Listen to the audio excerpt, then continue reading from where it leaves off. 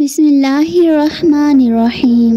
আসসালামু আলাইকুম ওয়া রাহমাতুল্লাহি ওয়া বারাকাতুহু। আশা করি আল্লাহ তাআলার অশেষ রহমতে আপনারা সবাই ভালো আছেন। আমিও ভালো আছি আলহামদুলিল্লাহ। হযরত রাবেয়া বসরি রহমাতুল্লাহ আলাইহির দাসত্বের সময় থেকে মুক্তির ঘটনা তার জীবনের একটি চমকপ্রদ অধ্যায়। মুক্তির ঘটনাটি মূলত রাবেয়া বসরি রহমাতুল্লাহ আলাইহির আধ্যাত্মিক ক্ষমতা এবং আল্লাহর প্রতি তার গভীর নিবেদনের কারণেই ঘটে।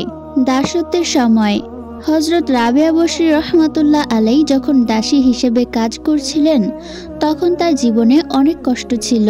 তিনি দিনের বেলায় তার মালিকের বিভিন্ন কাজ করতেন, কিন্তু রাতের বেলায় নির্জনে আল্লাহর ইবাদত করতেন, যিনি কিনা সমগ্র জাহানের আসল মালিক। তিনি কখনো আল্লাহর ওপর বিশ্বাস হারাননি এবং সব সময় আল্লাহর সান্নিধ্য লাভের জন্য প্রার্থনা করতেন। এই সময় রাবেয়া বসরি রহমাতুল্লাহ আলাইহির একমাত্র ইচ্ছা ছিল আল্লাহর প্রতি প্রেম নিবেদন করা এবং দুনিয়ার সব জাগতিক বিষয় থেকে মুক্ত হওয়া।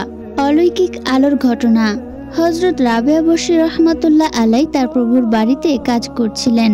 এক রাতে তার মালিক একটি আশ্চর্যজনক দৃশ্য দেখেন। তিনি দেখেন যে রাবেয়া বসরি রহমাতুল্লাহ আলাইহি যখন নামাজ পড়ছিলেন, তখন তার চারপাশে এক অলৌকিক আলোর আভা ছড়িয়ে পড়েছিল। এই রহস্যময় আলো তার আধ্যাত্মিক ক্ষমতার একটি চিহ্ন ছিল।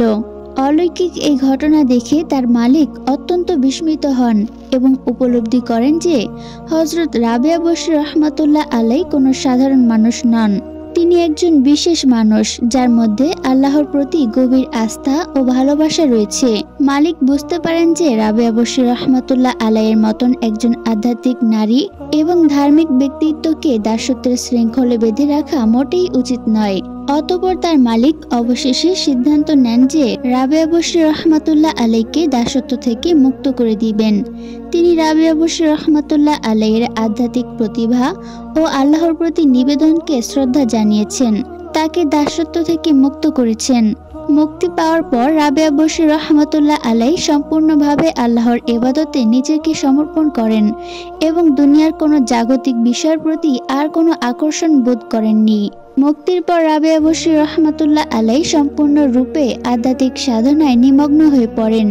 তিনি বাকিটা জীবন নির্জনে আল্লাহর ধ্যানেই কাটিয়েছেন এবং কখনো সংসার বা জাগতিক জীবনের প্রতি কোনো আগ্রহ প্রকাশ করেননি। তার চিন্তাধারা এবং শিক্ষা সুফিদের অন্যতম প্রধান ভিত্তি হিসেবে আজও সম্মানিত হয়।